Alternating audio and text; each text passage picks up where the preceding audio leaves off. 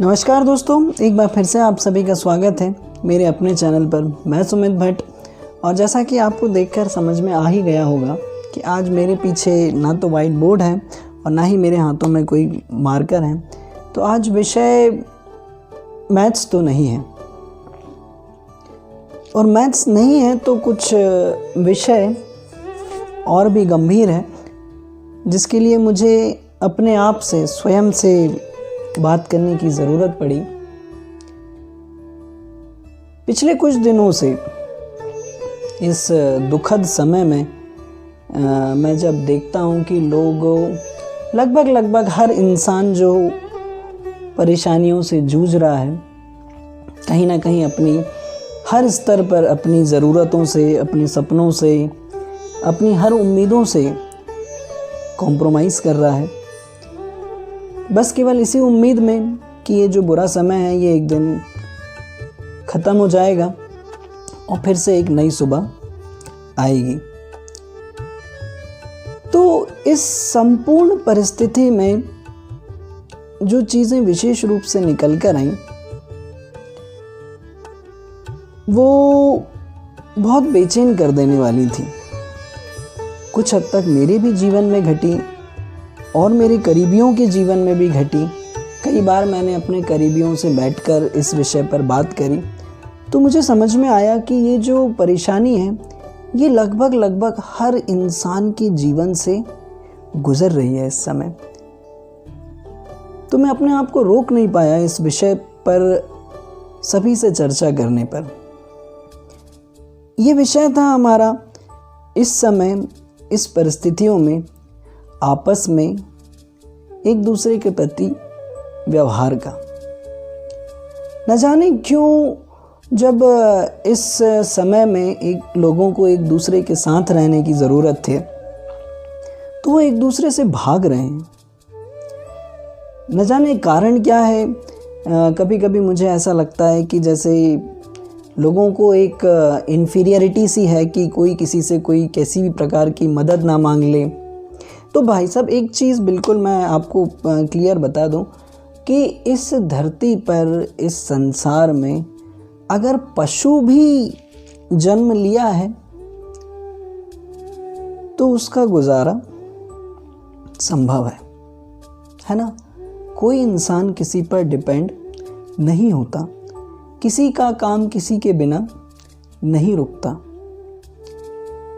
बस ये है कि परिस्थितियों में बहुत छोटी छोटी सी चीज़ें एक दूसरे को हिम्मत दे जाती हैं। एक दूसरे का साथ बहुत बड़ी बड़ी परेशानियों को पार करने के लिए हिम्मत दे जाता है। तो मेरी एक विनम्र गुजारिश अपने सभी करीबियों से, अपने सभी मित्रों से, अपने सभी दूर दूर तक फैले रिश्तेदारों से कि आप लोगों ने अपनी संपूर्ण जिंदगी में जो भी कमाया है रिश्तों के रूप में, मैं बात पूंजी या शोहरत की नहीं कर रहा, मैं बात रिश्तों की कर रहा हूँ। ये समय है एक दूसरे के साथ रहने का, एक दूसरे से दूर भागने का नहीं, है ना।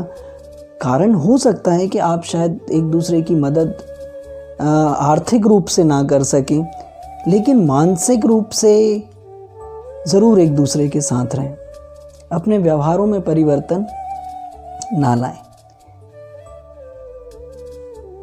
क्योंकि जो भी इंसान इस धरती पर आया है उसके अंदर अपनी कुछ ना कुछ काबिलियत है ना।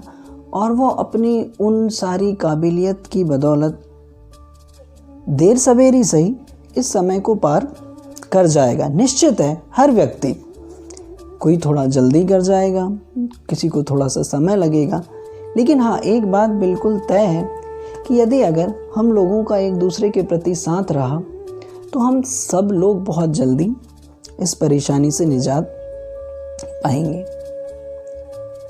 क्योंकि अंत जिसका निश्चित है उसको तो भगवान भी नहीं रोक सकता,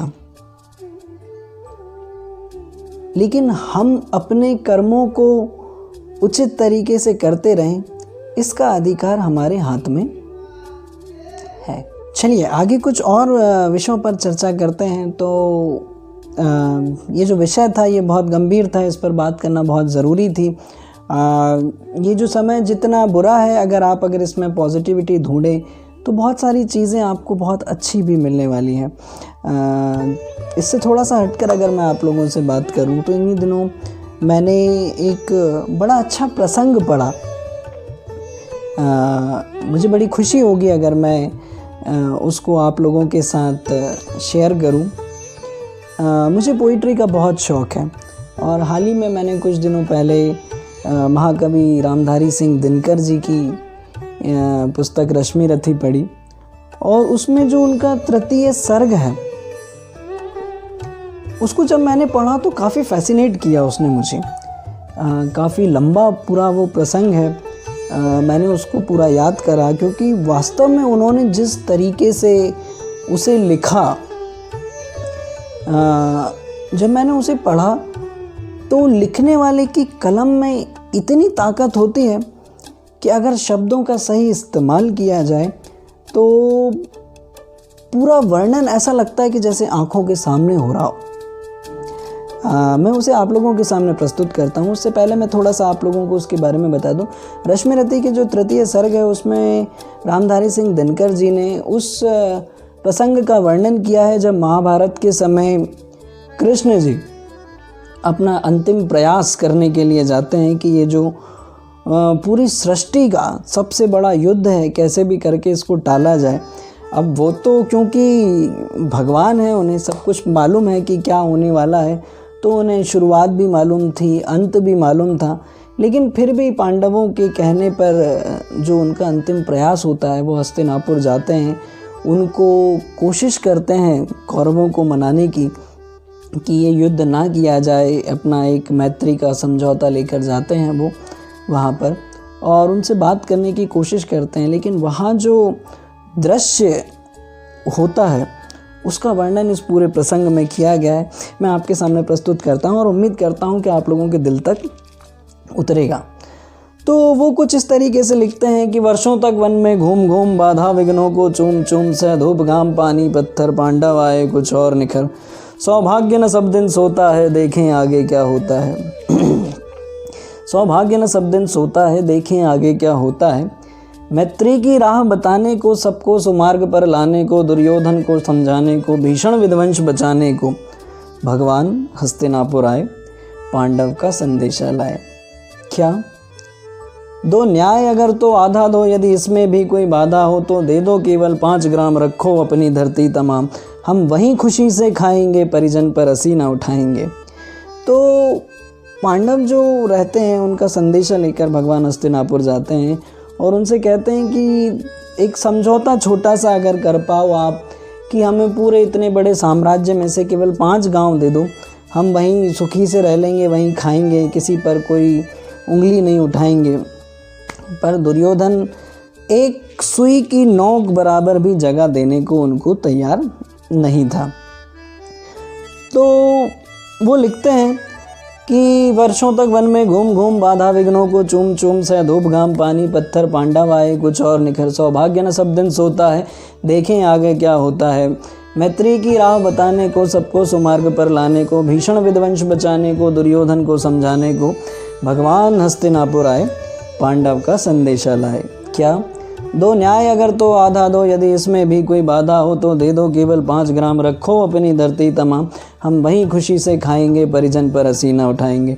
पर दुर्योधन वह भी दे न सका दुर्योधन वह भी दे न सका, आशीष समाज की ले न सका, उल्टा हरि को बांधने चला, जो था असाध्य साधने चला, जब नाश मनुष्य पर छाता है पहले विवेक मर जाता है। जब नाश मनुष्य पर छाता है पहले विवेक मर जाता है, हरि ने भीषण हुंकार किया अपना स्वरूप विस्तार किया, डगमग डगमग दिग्गज डोले, भगवान कुपित होकर बोले, जंजीर बढ़ाकर बांध मुझे, हाँ हाँ दुर्योधन बांध मुझे। जब भगवान अपनी शक्ति का प्रदर्शन करते हैं उनके सामने, तो उस सभा में बैठे लोगों का जो रिएक्शन होता है अद्भुत है। आगे सुनिएगा। हरि ने भीषण हुंकार किया, अपना स्वरूप विस्तार किया। डगमग डगमग दिग्गज डोले, भगवान कुपित होकर बोले, जंजीर बढ़ाकर बांध मुझे, हाँ हाँ दुर्योधन बांध मुझे। ये देख गगन मुझ में लय है, ये देख पवन मुझ में लय है, मुझ में विलीन झंकार सकल, मुझ में विलीन संसार सकल। अमृतत्व फूलता है, मुझ में संहार झूलता है, मुझ में उदयाचल मेरा दीप्त भाल, भूमंडल वक्षस्थल विशाल। भुज परधि बंध को घेरे हैं, मेनाक मेरु पग मेरे हैं, और दीप्ते जो ग्रह नक्षत्र निगर सब हैं मेरे मुख के अंदर। दृग हो तो दृश्य कांड देख, मुझ में सारा ब्रह्मांड देख। शतकोटि सूर्य शतकोटि चंद्र, शतकोटि सरित सर सिंधु मंद, शतकोटि विष्णु ब्रह्मा महेश, शतकोटि विष्णु जलपति धनेश, शतकोटि रुद्र शतकोटि काल, शतकोटि दंडधर लोकपाल। जंजीर बढ़ाकर बांधने, हाँ दुर्योधन बांधने। अद्भुत जो शक्ति का प्रदर्शन वो उस सभा में करते हैं, देखकर रोंगटे खड़े हो जाते हैं। यही नहीं रुकते हैं, वो आगे भी क्या कहते हैं उसको भी ज़रा ध्यान से सुनिएगा। भूलोक अतल पाताल देख, गत और अनागत काल देख, ये देख जगत का आदि सृजन, ये देख महाभारत का रणवत को से पटी हुई भू है, पहचान कहाँ इसमें तू है। अंबर में कुंतल जाल देख, पद के नीचे पाताल देख, मुट्ठी में तीनों काल देख, मेरा स्वरूप विकराल देख। सब जन्म मुझी से पाते हैं, फिर लौट मुझी में आते हैं। जिह्वा से गढ़ती ज्वाला सघन, सांसों में पाता जन्म पवन। वो पड़ जाती मेरी दृष्टि, जिधर हंसने लगती है सृष्टि, उधर मैं जब भी मूंदता हूँ लोचन छा जाता चारों ओर मरण। बांधने मुझे तू आया है, जंजीर बड़ी क्या लाया है। बांधने मुझे तू आया है, जंजीर बड़ी क्या लाया है। यदि मुझे बांधना चाहे मन तो पहले बांध अनंत गगन। सोने को साध न सकता है, वह मुझे बांध कब सकता है। अद्भुत अद्भुत लिखा है उन्होंने। आगे लिखते हैं वो, मैत्री का मूल्य न पहचाना, हित वचन नहीं तूने माना, तो ले अब मैं भी जाता हूँ, अंतिम संकल्प सुनाता हूँ। याचना नहीं अब रण होगा, जीवन जय या कि मरण होगा। टकराएंगे नक्षत्र निकर, बरसेगी भू पर वहनी प्रखर, फण शेष नाग का डोलेगा, विकराल काल मुँह खोलेगा। दुर्योधन रण ऐसा होगा, कभी नहीं जैसा होगा। भाई पर भाई टूटेंगे, विषबाण बूंद से छूटेंगे, वायश्रगाल सुख लूटेंगे, वायश्रगाल सुख लूटेंगे, सौभाग्य मनुज के फूटेंगे। आखिर तू भूषाई होगा, हिंसा का परदाई होगा। थी सभा सन्न, सब लोग डरे, चुप थे या थे बेहोश पड़े। केवल दो नर नाघाते थे, धृतराष्ट्र विदुर सुख पाते थे।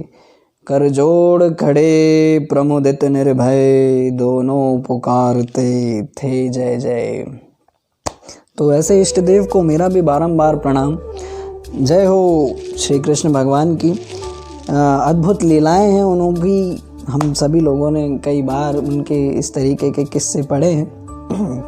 तो मेरा बिल्कुल विनम्र आप लोगों से अनुरोध है कि ये दुखद परिस्थितियां हैं, इसमें एक दूसरे के साथ रहें, किसी भी रूप से साथ रहें या ना रहें, मानसिक रूप से एक दूसरे के प्रति जुड़े रहें, अपने व्यवहारों में नरमी रखें। जो व्यवहार आपके पहले होते थे उससे भी अच्छा व्यवहार अपने साथियों से करने की कोशिश करें। इसी गुजारिश के साथ धन्यवाद।